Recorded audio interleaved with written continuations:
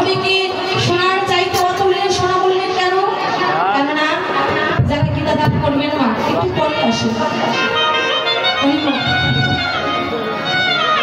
বললেন এই জগতেকে জগতের সোনা আমি পরিধান করিলে এই দেহে মান আসে, অভিমান আসে, অহংকার আসে, কিন্তু কেউ যদি আমার গৌর সোনাকে করে হৃদয় আসে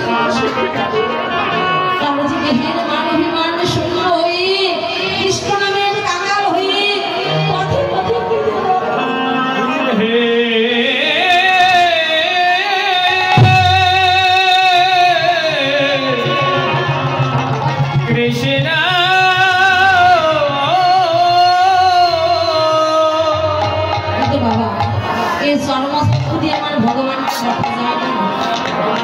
ভগবানের দর্শন নিতে হলে সদ্গুরু চরণ আশ্রয় করতে হয়। আমাদের নয়ন কয়টি বাবা বলুন তো? আমাদের নয়ন হচ্ছে তিনটি, একটি জ্ঞানের নয়ন, একটি অনুরাগের নয়ন, আর একটি হচ্ছে দিব্য নয়ন।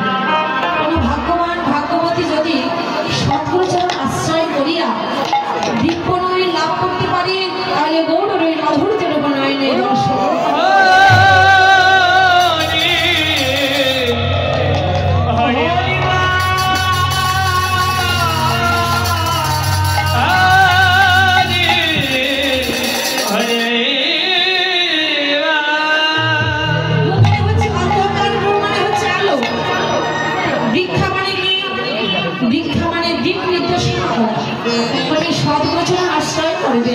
গুরুদেব তোমাকে দিক নির্দেশনা করে দেবে কোন পথে গেলে আমার ভগবান সামনে কথা হচ্ছে।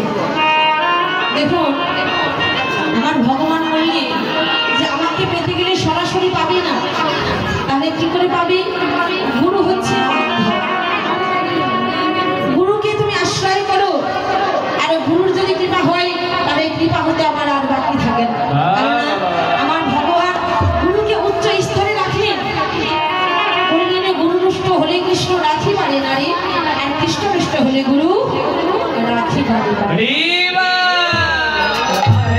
বলে জীবের নিস্তারে লাগে নন্দ সুত হরি, ভুবনে প্রকাশ হলেন গুরু রূপ হরি। গুরুদেব হচ্ছেন মাধ্যম, তাই সদ্গুরু চরণ আশ্রয় করলে গুরু যদি কৃপা হয় আমার গোবিন্দের পাপতে আর বাকি থাকে। তো এই নদীয়ার নাগরটি গুরুর কৃপা হয়েছিল বলে আমার ভগবানের ওই মাধুরী চরণ নয়নে দর্শন করতে পেরেছে।